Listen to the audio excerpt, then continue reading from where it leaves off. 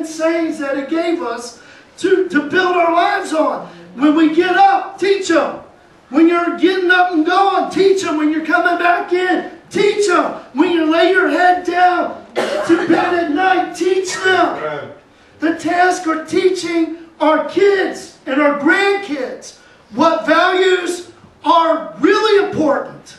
Amen. See, you can say that things are important, but sometimes our actions say that they're not. That's right. That's right. You hear what I'm saying? That's right. We tell our kids this is important, but when we do the opposite of what we say, guess what we just said?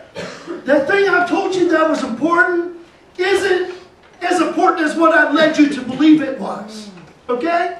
So, it is important, and it's made a lot more difficult, church, because look around you. Our society bombards us with these forms of idols. Now, the second commandment here that we just went over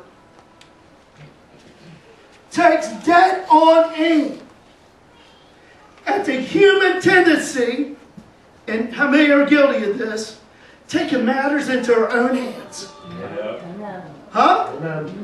Taking matters of right and wrong into our own hands. Listen, church. If it says in the Bible that this is wrong, then you can't say, hey, we're going to have a debate over whether this is wrong or not. Listen, it's already spelled out. It's wrong, okay? This is idolatry in its purest form. When a person chooses, come on, I'm going to get in trouble for this one. When a person chooses a lifestyle that violates the moral, written will of God, the Spirit-breathed will of God, they are erecting an idol fashioned by their own hands, fashioned by their own desires, fashioned by their own ideology, and making God over in their own image, in their image, so they can go and live their life and not feel condemned by what His commandments say to us. Come on. The second commandment is simply a repeat, if you would, of the directive that God gave to Adam and to Eve back in the garden. Remember what God told Adam and Eve back in the garden, back in Genesis chapter 2, verse number 16. Remember what He told them? The Lord said, you are free to eat from any tree in the garden. And then verse number 17 starts out with the word what?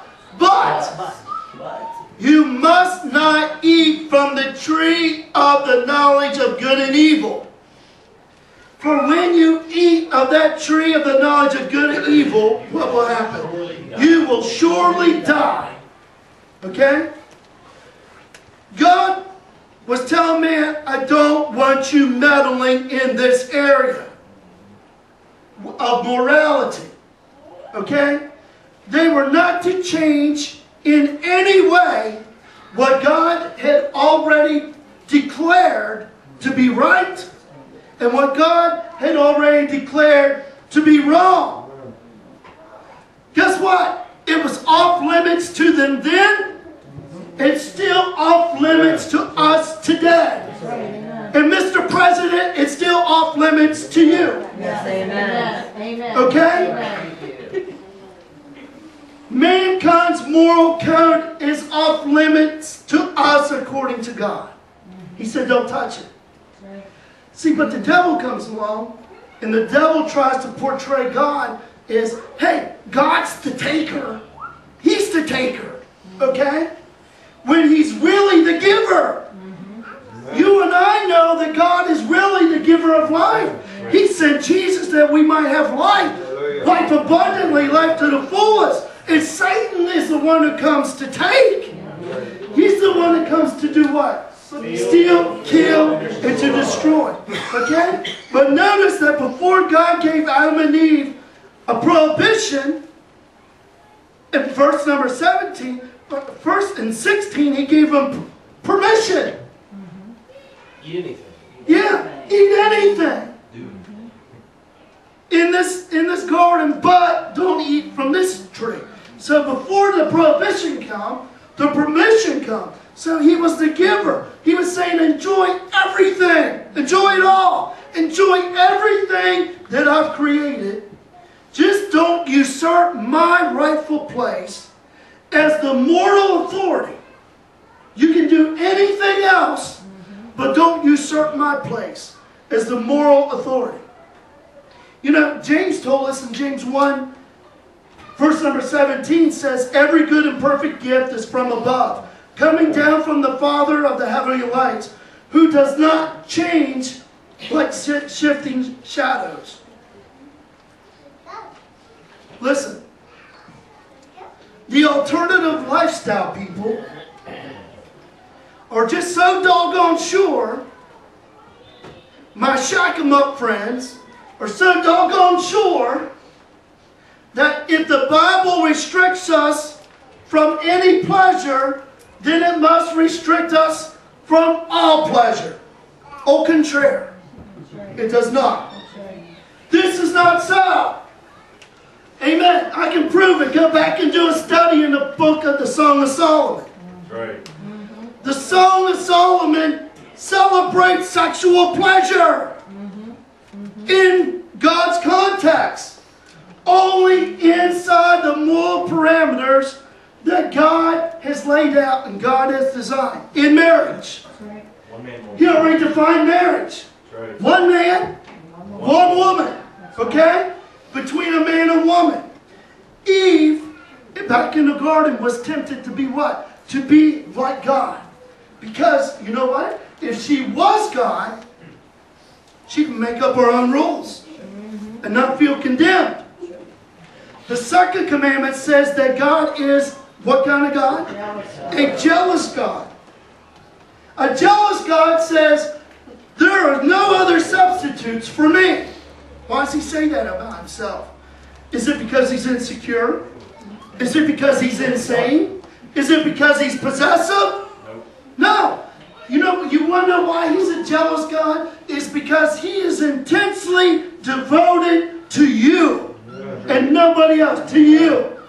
If God allowed you to get involved in idol worship, he would be willfully abandoning you to do things that were going to hurt you, to inflict cruel discipline. You're going and go on a path that you're going to end up paying more than you wanted to pay, stay longer than what you wanted to stay, amen, end up all beat up, messed up, okay, and disappointed and disillusioned.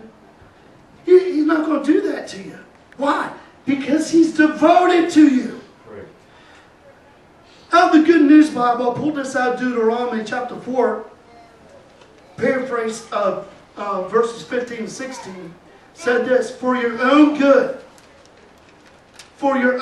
don't sin by making an idol in any form at all. Any form. You say, I don't have statutes in my home. Did you get that? Any form. Anything. Okay? So again, this morning we're talking about avoiding the counterfeits. What's a counterfeit? Something that looks like the real thing, might sound like the real thing, but it ain't the real thing. Come on.